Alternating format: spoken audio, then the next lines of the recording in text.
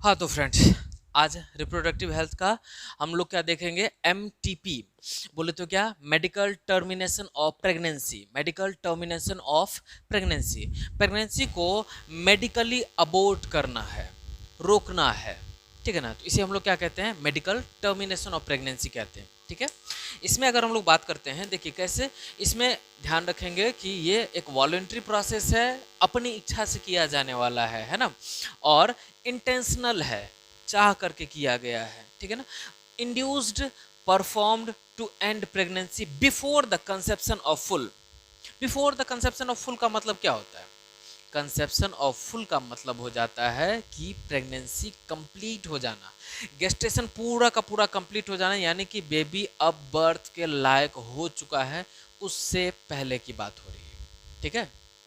तो completion of full का मतलब ये हो गया। तो उससे पहले क्या है, प्रेगनेंसी को एंड करना है। कब तक करना है, ये सारा बात हम लोग आगे डिटेल में करेंगे, अभी बात करते हैं। मेन पर्पस क्या होता है MTP का, is for removing unsustainable pregnancies. Unsustainable pregnancies में क्या क्या आ जाता है, अगर हम लोग बात करें, जो कि मैंने इसमें नहीं लिख रखा है उसकी मैं बात कर रहा हूँ। यहाँ पर आ जाता है इक्टोपिक प्रेगनेंसी का केस, इक्टोपिक प्रेगनेंसी, ठीक है। इक्टोपिक प्रेगनेंसी क्या होता है, ठीक है ना। इक्टोपिक प्रेगनेंसी को जानते हैं, जैसे कि सपोज करते हैं कि कोई यूट्रस है, ये फैलोपियन ट्यूब है, ठीक है ना। ये फैलोपियन ट्यूब मैंने इधर बना रहा हूँ, और ये कोई यूट्रस है, ये इसका सर्विक्स रीजन, ये इसका एंडोमेट्रियम, एंडोमेट्रियम सर्विक्स, ये रहा, यहाँ से ये वजाइना वाला रीजन हो गया, ठीक है ना। अब हम इसमें अगर बात करते हैं, देखिएगा,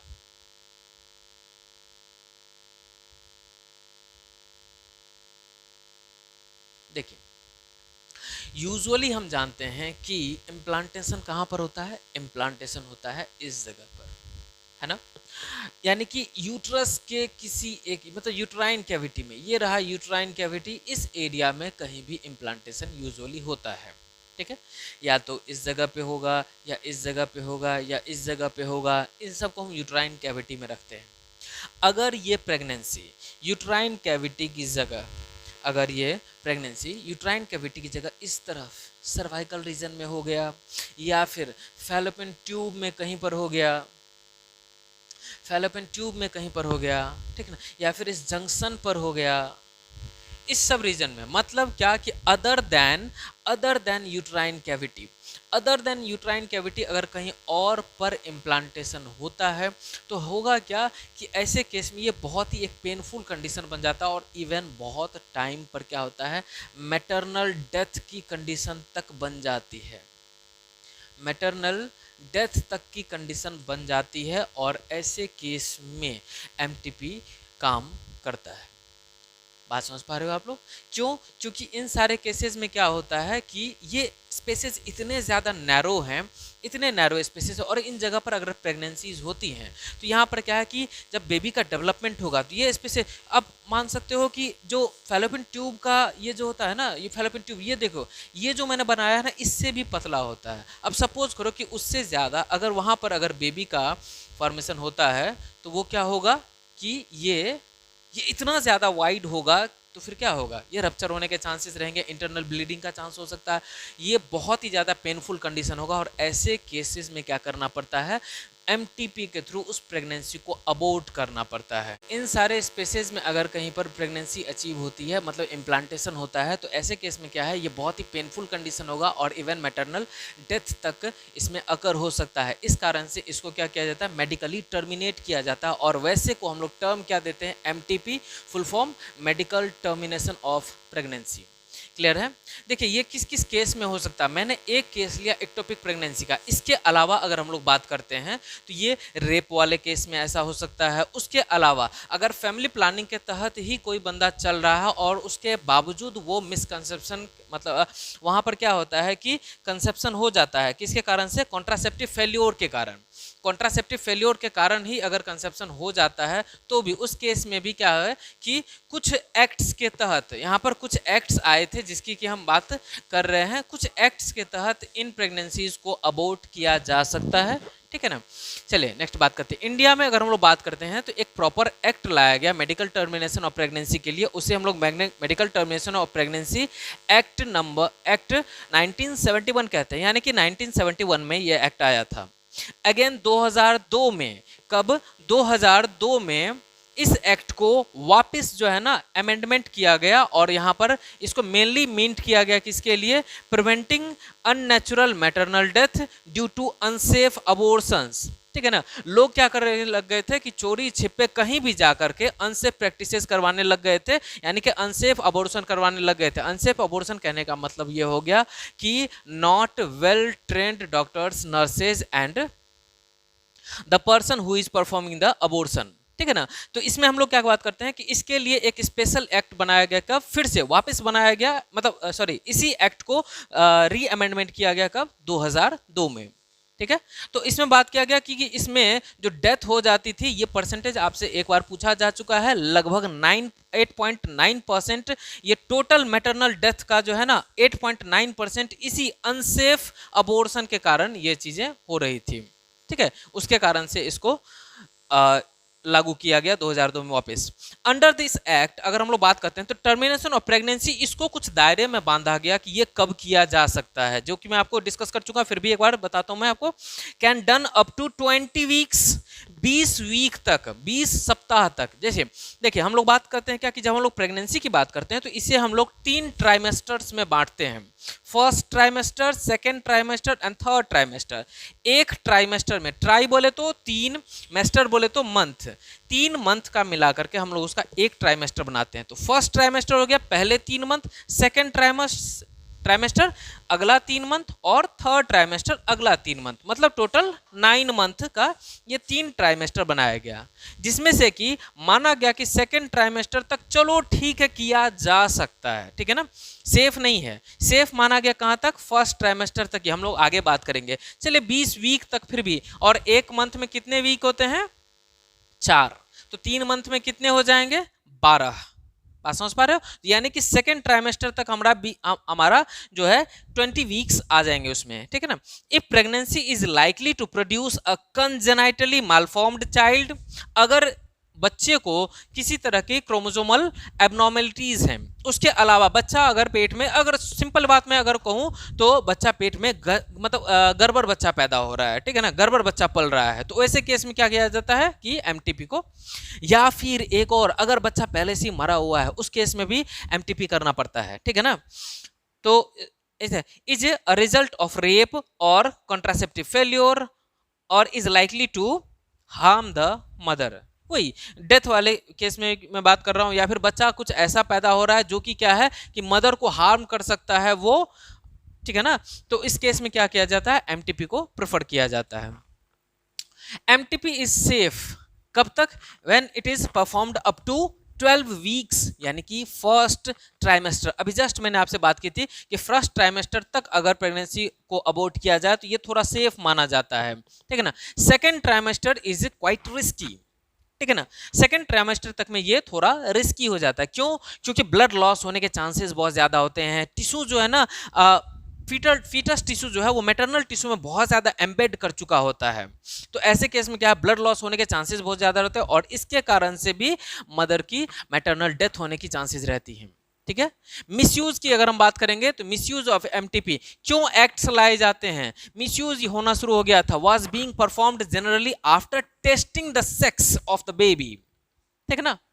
बेबी के जेंडर को देखते हुए ये काम किया जाने लग गया था, जिसके कारण से इसको, और जानते हैं हम लोग फीमेल फीटिसाइड का केस बहुत ज्यादा बढ़ गया था, बहुत ज्यादा। ठीक है ना। फीमेल फीटिसाइड, जिसके कारण से डेमोग्राफी लेवल जो है ना फीमेल का गिरने लग गया था। तो बात करने लगे कि इसके जो है थ्रू एमनियोसेंटेसिस और सोनोग्राफी। एमनियोसेंटेसिस मैंने आपको बताया है कि इसमें क्या किया जाता है, एमनियोटिक लेयर से कुछ फ्लूइड कलेक्ट किया जाता है, उसमें एमनियोटिक सेल्स भी होते हैं, स्टेम सेल्स, और उनके थ्रू जो है ना वो लोग क्या करते थे, क्रोमोसोम का पता लगा करके या फिर कुछ हार्मोन्स का पता लगा करके ये समझ में आ जाता था कि, अभी भी ये समझ में आ जाता कि कोई तरह की क्रोमोसोमल एबनॉर्मलिटी तो नहीं है ना, ये पता करने के लिए एमनियोसेंटेसिस यूज किया गया। लेकिन कुछ लोग इसका मिसयूज करने लग गए और एमनियोसेंटेसिस को सेक्स डिटरमिनेशन के लिए यूज करने लग गए। ठीक है ना, उसमें क्रोमोसोम वगैरह का और हार्मोन का पता करके। और सोनोग्राफी में क्या हो जाता है कि सोनोग्राफी में एक्चुअली होती क्या है, अब मैं आपको बता रहा हूँ कि अगर कोई बेबी है, ये बेबी डेवलप हो रहा है, ये सपोज करो कि ये बेबी डेवलप हो रहा है,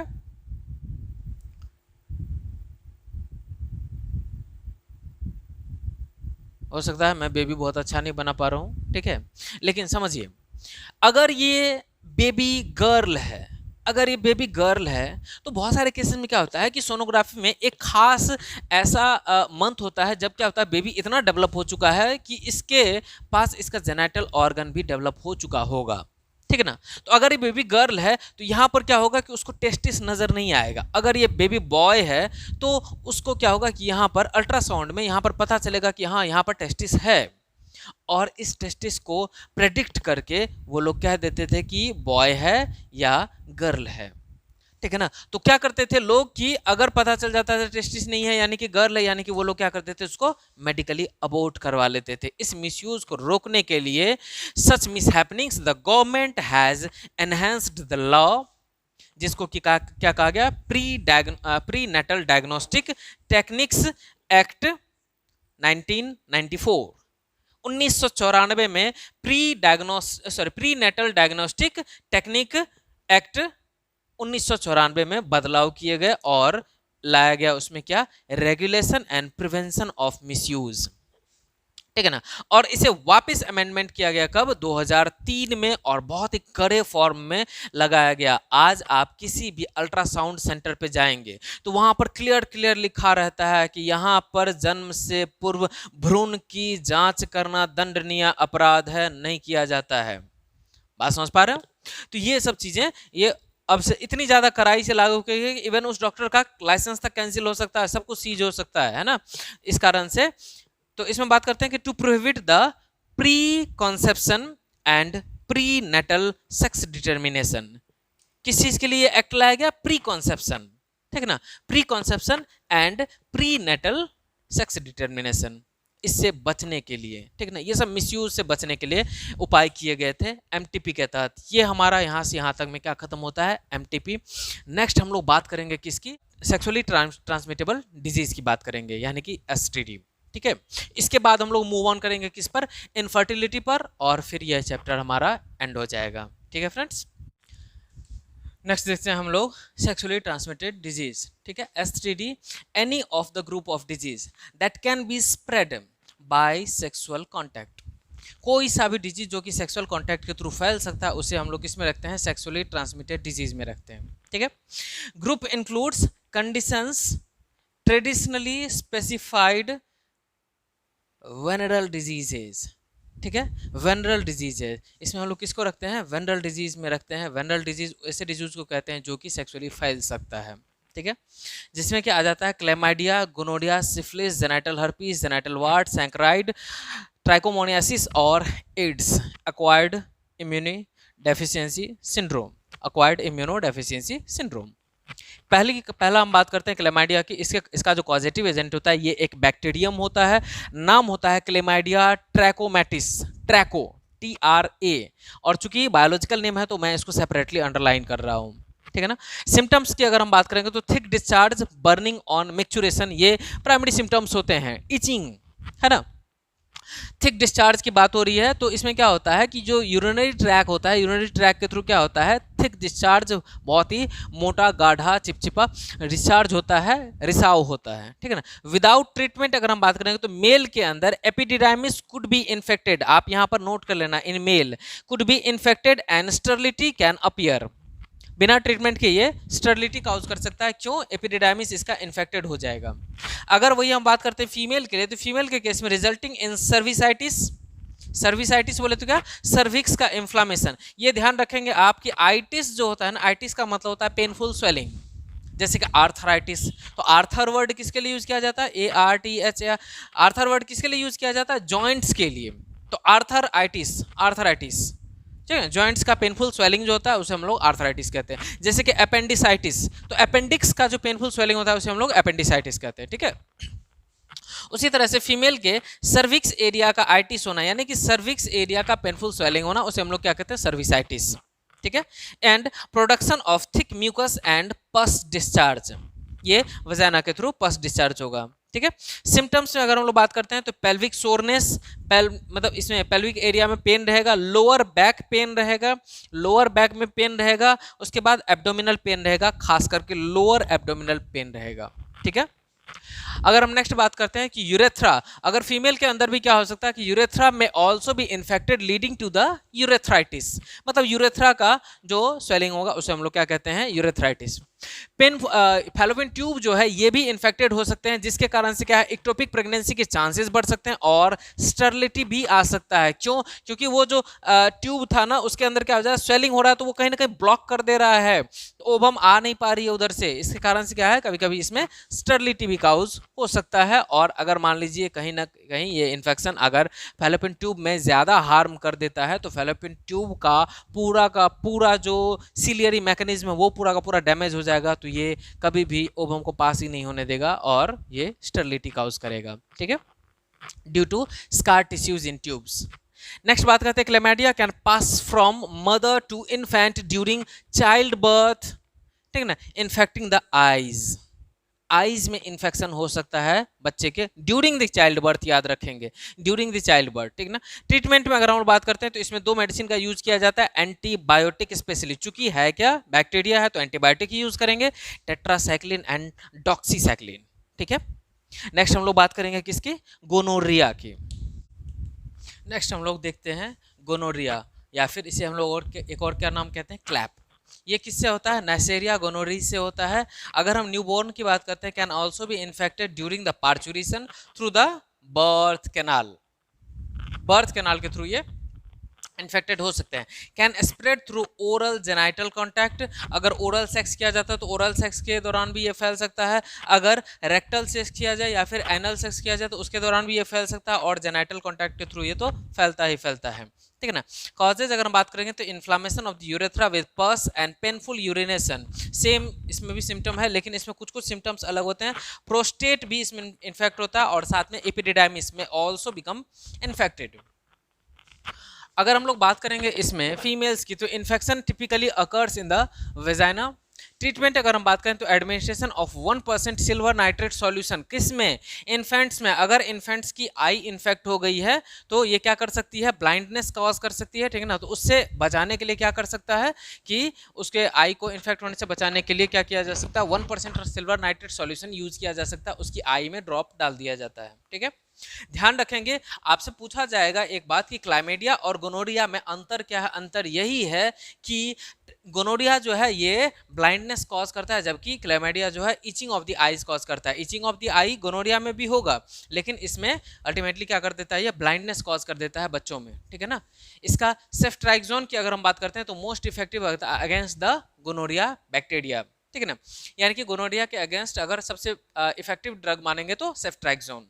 ठीक है, जबकि ये सिल्वर नाइट्रेट सॉल्यूशन तो सिर्फ मैंने बेबी के आई को बचाने के लिए बात की है, उससे इन्फेक्शन खत्म नहीं हो जाता, बस आई का इन्फेक्शन खत्म हो जाता है। नेक्स्ट आते हैं सिफिलिस पे। ये होता है बैक्टीरिया जिसका नाम है ट्रिपोनिमा पैलिडम। ये एक स्पायरोकीट ग्रुप का बैक्टीरिया है, स्पायरोकीट। ठीक है ना, स्पायरोकीट यानी कि स्पाइरल शेप का बैक्टीरिया है। ठीक है, और ये लगभग ऐसे समझिए, ये इस तरह से ऐसा शेप का ये बैक्टीरिया होता है, ट्रिपोनिमा पैलिडम। ठीक है, तो थ्रू सेक्सुअल कांटेक्ट ये फैलता है और एक्सचेंज ऑफ द ब्लड फैलता है through the placenta to a foetus, यानी कि फीटस तक भी मदर से ड्यूरिंग द डिलीवरी यानी कि पार्चुरेशन के समय ये फैल सकता है। This disease progresses through several stages, इसमें 3 स्टेजेस मेनली होते हैं, प्राइमरी, सेकेंडरी एंड टर्शियरी। धीरे धीरे समझते हैं हम लोग। ठीक है, प्राइमरी में अगर हम लोग बात करते हैं तो पेनलेस ओपन सोर, ठीक है ना, जैसे कि मुंह के छाले बन जाते हैं ना, उसी तरीके से ये सोर बॉडी में जगह जगह बनते हैं और ये 1 से 4 वीक में अपने आप हील हो जाते हैं, ठीक हो जाते हैं। ठीक है, जिसको कि हम लोग क्या कहते हैं, सैंकर कहते हैं। बात समझ पा रहे हो आप लोग, तो इसी को क्या कहते हैं, प्राइमरी स्टेज कहते हैं। इसके 6 से 24 वीक के बाद सेकेंडरी इन्फेक्शन में ये कन्वर्ट होता है, सेकेंडरी स्टेज में कन्वर्ट होता है। इसमें स्किन रैश आने शुरू होते हैं, जगह जगह स्किन पर चकता बनता है। ठीक है ना, फीवर आता है, चिल्स आते हैं, एक्स आते हैं, बॉडी पेन करेगा, जॉइंट पेन करेगा, मसल पेन करेगा। ठीक है ना, और साथ में क्या हो सकता है, सेकेंडरी स्टेज में ये कार्डियोवैस्कुलर सिस्टम को भी इन्फेक्ट कर सकता है, तो उसे कार्डियोवैस्कुलर सिफिलिस कहते हैं, ये सेकेंडरी स्टेज की बात कर रहे हैं। अगर ये सेकेंडरी स्टेज में लगभग 20 साल तक रह सकता है और एसिम्प्टोमेटिक भी रह सकता है।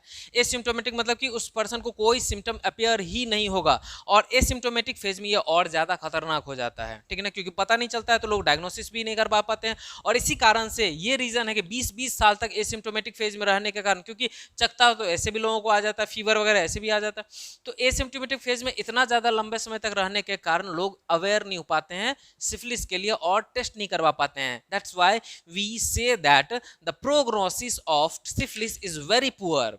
प्रोग्नोसिस, प्रो मतलब पहले, ग्नोसिस मतलब डायग्नोसिस, तो पहले इसका डायग्नोसिस हो पाना, अर्ली स्टेज में ही डायग्नोस हो पाना बहुत ज़्यादा टफ हो जाता है। तब तक ये टर्शियरी स्टेज में कन्वर्ट हो जाता है अप टू 26 ईयर के बाद, लीड्स टू ऑर्गन डीजेनरेशन। और हम जानते हैं जब ऑर्गन डीजेनरेट होना शुरू हो जाता है तो फिर बचाना बहुत मुश्किल हो जाता है। बात समझ पा रहे हो? इसके अलावा अगर हम लोग बात करते हैं तो ये टर्शियरी स्टेज में न्यूरोसिफिलिस भी कॉज करता है। ये इन्फेक्शन ब्रेन तक पहुंच जाता है और नर्वस सिस्टम के डिसऑर्डर को कॉज करने लग जाता है, नर्वस सिस्टम का डिसऑर्डर कॉज करने लग जाता है, जिसके कारण से ये और भी ज़्यादा टफ हो जाता है ट्रीट करना। हालांकि अगर किसी भी तरह के ऑर्गन डिजेनरेशन की शुरुआत नहीं हुई तो ये ट्रीट किए जा सकते हैं पेनिसिलिन के एडमिनिस्ट्रेशन से। पेनिसिलिन का इसमें इंजेक्शन दिया जाता है during primary, secondary and latent periods. बात समझ पा रहे हो? अगर ये सेकेंडरी पीरियड में ही जब ये 20 साल तक लगभग क्या रहता है, 20 साल तक जब ये एसिम्प्टोमेटिक फेज में रहता है तो उसे ही हम लोग क्या कहते हैं, लेटेंट पीरियड कहते हैं, ठीक है। नेक्स्ट हम लोग देखेंगे क्या, जेनाइटल हर्पीस एंड जेनाइटल वॉर्ट। हाँ तो फ्रेंड्स नेक्स्ट हम लोग बात करेंगे जेनाइटल हर्पीस की। इसमें type 2 herpes simplex virus involve होता है, HSV, ठीक है ना, HSV2। ये क्या करता है, genital infection such as painful blisters, ठीक ना, इसमें छोटे छोटे, जिसको कि आप ये बताओ ऐसे समझ लो कि ये पिंपल टाइप से होता है, blisters on the genital, pimple type का होता है और इसमें फ्लूइड फिल रहता है, उसको हम लोग ब्लिस्टर कहते हैं। ऑन द जेनाइटल्स, जेनाइटल्स मतलब जेनाइटल एरिया जो होता है, ठीक ना, जो भी जेनाइटल ऑर्गन होता है वो जेनाइटल एरिया की बात करें, glans penis and penile shaft. Penile shaft क्या होता है, जो पिनिस होता है, मैं अलॉन्ग विद इसका ये मतलब उसकी स्किन के ऊपर से बना रहा हूँ, तो ये वाला जो एरिया है ये पिनाइल साफ्ट कहलाता है, ये हेड ऑफ द पीनस कहलाता है, ठीक है ना। तो पिनाइल साफ्ट पर ये क्या करता है, ये ब्लिस्टर काउज करेगा in male and vulva in the female, also vagina. जो फीमेल का जो वल्वा होता है उसको ये इन्फेक्ट करता है, कभी कभी विजाइना को भी इन्फेक्ट करता है। इसमें टाइप 1 जो होता है जिसे कि हम HSV1 कहते हैं, causes cold source on mouth and lips, mouth and lips, इस पर कोल्ड सोर, ठीक है ना, ये हो जाता है और ये पेन नहीं करता है, ये कोल्ड सोर होते हैं। कोल्ड सोर करने का मतलब ये कि इसमें मुंह में छाले जैसे आते हैं ना, उस तरीके से इसमें छाला आता है, ठीक है, और वो बना हुआ रहता है। ट्रीटमेंट अगर हम बात करेंगे तो अगर पेन है तो पेन किलर दिया जाता है, सलाइन कॉम्प्रेस यूज किया जाता है। अगर वो जो सोर होते हैं ना, या फिर कहीं पर ब्लिस्टर, अगर जेनाइटल एरिया में जो ब्लिस्टर होते हैं तो उसके लिए सनाइल कॉम्प्रेशन, मतलब कि जो गॉज यूज किया जाता है या कॉटन, उस पर सलाइन वाटर लगा करके उसको ईजिली उस पर टच करके कंप्रेस कर करके और फिर उसको थ्रो आउट कर दिया जाता है। फिर फ्रेश गॉज लिया जाता है, उसको सलाइन में डिप करके फिर उसको इस तरीके से उस ब्लिस्टर को सलाइन से कंप्रेस किया जाता है, ठीक है ना। उसके अलावा सेक्सुअल एब्स्टिनेंस, सेक्सुअली मतलब जो एक्टिव होने से उसमें मना किया जाता है। यूज ऑफ ओरल ड्रग्स, जिसमें कि आ जाता है मेनली क्या, एसाइक्लोविर या फिर जोविरैक्स, ठीक है, एसाइक्लोविर या फिर जोविरैक्स, ये एंटीवायरल मेडिसिन है। जेनाइटल वॉर्ट की अगर बात करते हैं तो ये कॉज होता है किसके द्वारा, HPV बोले तो क्या, ह्यूमन पेपिलोमा वायरस, ठीक है। इसमें सिम्टम क्या होते हैं, सर्वाइकल, जेनाइटल और एनल कैंसर्स होते हैं इसमें। पहले क्या होता है, पहले छोटे छोटे वॉर्ट्स बनते हैं, ठीक है ना। वॉर्ट का मतलब क्या होता है, मस्सा, ठीक है ना, मस्सा जो होता है उसे हम लोग क्या कहते हैं, वॉर्ट कहते हैं। तो जेनाइटल एरिया में या फिर क्या होता है, एनल एरिया में, वहां पर चारों बगल, एनस के चारों बगल क्या है, कि वॉर्ट, मस्सा जैसा बन जाता है और बाद में वो कैंसर में कन्वर्ट हो जाता है। ट्रीटमेंट की बात करेंगे तो क्रायोथेरेपी, क्रायोथेरेपी का मतलब होता है क्या, कि लिक्विड नाइट्रोजन से ट्रीट करके इसको क्या कर दिया जाता है, फ्रीज कर दिया जाता है और बाद में इसको एक्साइज कर दिया जाता है, काट दिया जाता है। इसके अलावा लेजर सर्जरी या फिर टॉपिकल एप्लीकेशन, अगर मान लीजिए कि अभी उतना ज्यादा नहीं बढ़ा है तो टॉपिकल एप्लीकेशन यूज किया जाता है। टॉपिकल का मतलब क्या होता है, कि किसी भी चीज को ऊपर से लगाने के लिए जो ऑइंटमेंट दिया जाता है ना, उसे टॉपिकल इन्फेक्शन कहती है। ये ट्रॉपिकल नहीं है, ये टॉपिकल है। Topical application of podophyllin in tincture of benzoin, ठीक है। नेक्स्ट बात करते हैं कि अगर मेडिसिन के तौर पे यूज करेंगे तो अल्फा इंटरफेरॉन यूज किया जाता है, चूंकि इंटरफेरॉन है, ठीक है, ये वायरस के अगेंस्ट एक्शन करता है, ट्रीट जेनाइटल वॉर्ट्स, ठीक है। नेक्स्ट बात करते हैं सैंक्रोइड की। सैंक्रोइड में अगर बात करते हैं तो ये यूज होता है, मतलब किसके कारण से होता है, ये ग्राम नेगेटिव बैक्टीरिया जिसका कि नाम है हीमोफाइलस डक्टराई, ठीक है, हीमोफाइलस डक्टराई, जिसका कि नाम क्या है, हीमोफाइलस ड्यूसराई। सिम्टम की अगर हम बात करते हैं तो ये इनिशियल लेजन बनता है। लेजन का मतलब होता है छोटा सा घाव, ठीक है ना, at the site of infection, जहां पर इन्फेक्शन हुआ है या फिर इनोकुलेशन, एक ही बात है, जहां पर इन्फेक्शन हुआ वहां पर पहले छोटा सा ब्लिस्टर जैसा घाव बनता है, बाद में जब ब्रेक डाउन होता है तो form a painful soft ulcer, ठीक है ना, विद नेक्रोटिक बेस। देखिए अगर हम बात करते हैं सिफिलिस की, हाँ, सिफिलिस की और सैंक्रोइड के दोनों ही केस में अल्सर बनते हैं, लेकिन सिफिलिस के केस में जो अल्सर होता है उसका बेस हार्ड होता है, लेकिन इसके केस में जो अल्सर बनता है ना, इसका नेक्रोटिक बेस होता है और सॉफ्ट होता है ये, ठीक है, अंतर ये है दोनों में। लिम्फोडिनोपैथी, जितने भी लिम्फ नोड्स होते हैं बॉडी में ना, उन लिम्फ नोड्स में क्या होता है कि स्वेलिंग वगैरह स्टार्ट हो जाता है। जैसे कि लिम्फ नोड की बात करें नेक एरिया में, चेस्ट एरिया में, आर्मपिट वाले एरिया में होता है, उसके अलावा एब्डोमिनल एरिया में होता है, ये थाई के एरिया में, ग्रोइन में होता है, ग्रोइन रीजन में, ठीक है, तो इन सब एरिया में क्या है, तो लिम्फोडिनोपैथी यानी कि लिम्फ नोड का स्वेलिंग हो जाती है, परमानेंट स्वेलिंग को, और फीवर एचएल्स। अब नेक्रोटिक बेस कहने का मतलब क्या हो गया, नेक्रोटिक बेस हो सकता है आप लोगों को समझ में नहीं आया होगा, नेक्रोसिस का मतलब होता है टिश्यू का डाई करना, मरना, और उसके कांटेक्ट से उसके बगल वाले टिश्यू भी क्या होते हैं, मरते हैं, तो इसको नेक्रोसिस कहते हैं, ठीक है। ट्रीटमेंट अगर हम बात करें तो सिंगल डोज ऑफ एजिथ्रोमाइसिन इसमें यूज किया जा सकता है, या फिर सेफ्ट्रैक्सोन भी इंट्रामस्कुलरली यूज किया जा सकता है। इंट्रामस्कुलरली बोले तो क्या, इंट्रा मतलब अंदर, और मस्कुलर बोले तो क्या, मसल्स में, ठीक है। नेक्स्ट अब बच जाता है क्या, ट्राइकोमोनासिस और एड्स। आइए नेक्स्ट बात करते हैं ट्राइकोमोनियासिस के बारे में, कॉज्ड बाय ट्राइकोमोनास वैजिनैलिस, ठीक है ना, एक फ्लैजिलेटेड प्रोटोजोन होता है, प्रोटोजोआ है, ठीक है। ये करता क्या का है, cause the inflammation of the mucous membrane of vagina in female and urethra in the mail.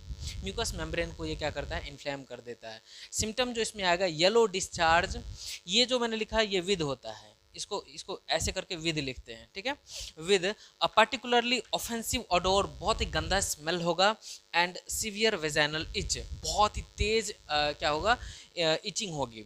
अगर CO2 जो मैंने लिखा है इसका मतलब होता है चॉइस ऑफ ड्रग, मतलब कि ट्रीटमेंट की बात कर रहा हूँ मैं यहाँ पर, हम लोग बात करते हैं इसकी मेट्रोनिडाजोल का इसमें यूज किया जाता है, ठीक है, ये वही मेट्रोनिडाजोल है जो कि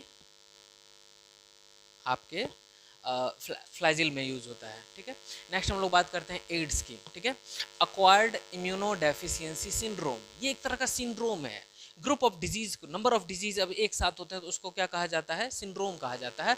और अगर HIV के द्वारा कॉज किया गया है, HIV बोले तो क्या, या फिर इसको ह्यूमन इम्यूनो वायरस कहते हैं या HI वायरस कहते हैं, ठीक है। HIV वायरस हम लोग कभी टर्म यूज नहीं करेंगे, हम लोग यूज करेंगे HI वायरस या फिर HIV, ठीक है, ह्यूमन इम्यूनो वायरस।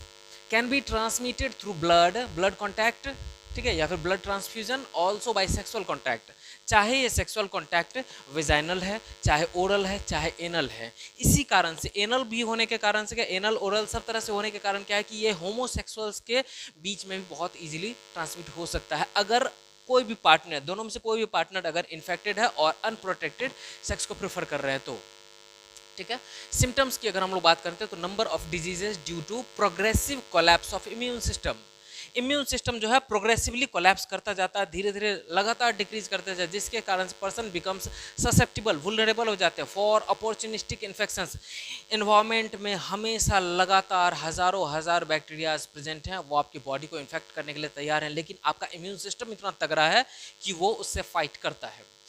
आजकल के भी केस में हम देख रहे हैं, जैसे कोरोना वायरस के केस में कह रहे हैं कि अगर इम्यून सिस्टम किसी का अच्छा है तो उसको जो कोरोना वायरस का सिम्टम है वो बहुत कम दिखेगा, या फिर आएगा भी तो वो अपने आप खत्म हो जाएगा। तो इम्यून सिस्टम का अच्छा होना ज़रूरी है। तो अगर किसी का इम्यून सिस्टम धीरे धीरे कोलैप्स करता चला जाता है HI वायरस के केस में, तो क्या हो जाएगा, उसको अपॉर्चुनिस्टिक इन्फेक्शन, जो एनवायरमेंट में प्रेजेंट इन्फेक्शन वो होने के चांसेस हमेशा बने रहेंगे। ट्रीटमेंट की अगर बात करें तो AZT बोले तो क्या, एजाइडोथाइमिडीन और रेट्रोविर, चूंकि ये HI वायरस क्या है, ये एक तरह का रेट्रो वायरस है, तो रेट्रो वायरस के अगेंस्ट रेट्रोविर यूज किया जाता है। Other drug could be DDI बोले तो क्या, D-डिऑक्सी आइनोसाइन, ठीक है, D-डिऑक्सी आइनोसाइन, या फिर DDC D-डिऑक्सीसाइटिडीन, या फिर D40 जिसको कि हम लोग स्टैवुडीन भी कहते हैं, स्टैवुडीन, या फिर जेरिट, ये सब इसके चॉइस ऑफ ड्रग हो सकते हैं, ठीक है। हालांकि अभी भी इनसे क्या कहा जाता है कि इनसे, इन ड्रग्स से इसको कंप्लीटली ट्रीट नहीं किया जा सकता, अभी तक ये अनट्रीटेड है। हालांकि एक बात जरूर कर सकते हैं, इसके इन्फेक्शन को कम करके वायरल लोड होता है, ठीक है ना, जब किसी वायरस का इन्फेक्शन होता है तो ब्लड में वायरल लोड चेक किया जाता है कि ये कितना ज़्यादा है, तो वायरल लोड को जो है ना कम करके रखा जा सकता है, जिससे क्या होता है कि इन्फेक्शन को स्प्रेड होने में ज़्यादा, मतलब इन्फेक्शन ज़्यादा स्प्रेड नहीं हो पाता है। ठीक है, आज के लिए इतना ही। अब हम नेक्स्ट लेक्चर में हम लोग पढ़ेंगे क्या, इनफर्टिलिटी, ठीक है, और उसके बाद उसका ट्रीटमेंट भी देखेंगे। ठीक है, थैंक यू वेरी मच।